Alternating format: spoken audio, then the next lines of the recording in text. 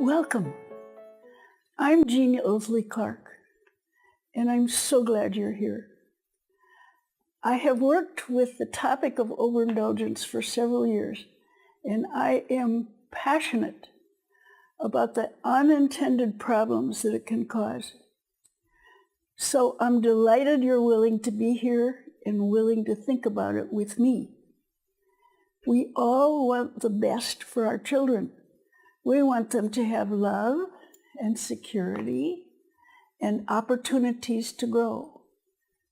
And we want them to be happy. So we give. Do you ever feel as if you might have given too much or done too much for your children? Let's start with puzzle piece number 1. Overindulgence comes from a good heart. Add children. Young children have 6 primary needs: food, shelter, clothing, safety, education, and love. So we give. As they grow, children have more needs, many, many more. So we give some more. However, the overindulgence research studies tell us that if we give and do too much for our children, they often become unappreciative and unhappy.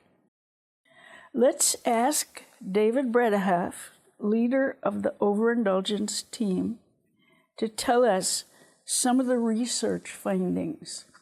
Thank you, Jean. Our studies say that overindulging children leads to many unfavorable outcomes as adults. These outcomes include things like believing that they are the center of the universe, or not knowing how much is enough. Also, relationship problems, or poor self-control, unable to delay gratification, and also an overblown sense of entitlement. They want it, and they want it now. So, why would we overindulge?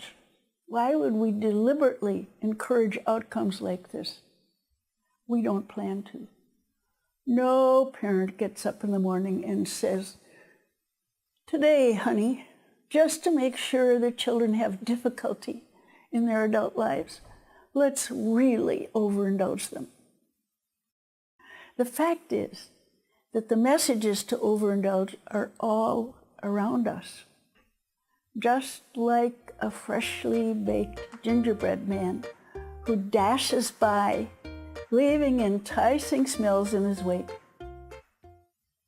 This course will help you avoid those negative outcomes for your children. Dave, tell us more. What we found is that overindulgence occurs in 3 different ways. The first way we call too much. The second way we call over-nurturing. The third is what we call soft structure. Overindulging children is giving them too much of what looks good, too soon, or too long. It's giving them things or experiences that are not appropriate for their age or their interests or their talents. It is the process of giving things to children to meet the adult's needs and not the child's needs. Overindulgence could be a form of child neglect if it hinders children from doing their developmental tasks and from learning necessary life lessons. Overindulgence is more than helicopter parenting. Besides doing too much for children, parents overindulge their children when they fail to set rules or guidelines for behavior. In other words, they allow soft or lax structure in the family.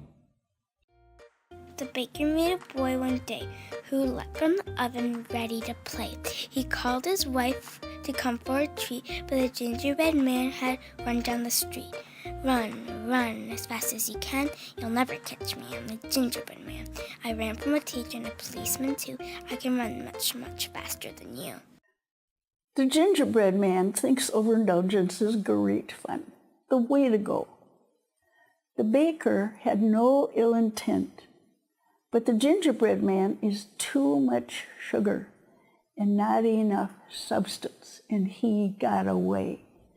We can catch him, we must catch him, and then keep only a bit of his sweetness to create the balanced parenting that children thrive on. In the long run, good heart parenting that runs with the gingerbread man is not enough. Remember that an occasional overindulgence makes life more colorful. It's the over part that causes the problem. Again, remember that overindulgence comes from a good heart. So don't beat yourself up over occasional lapses.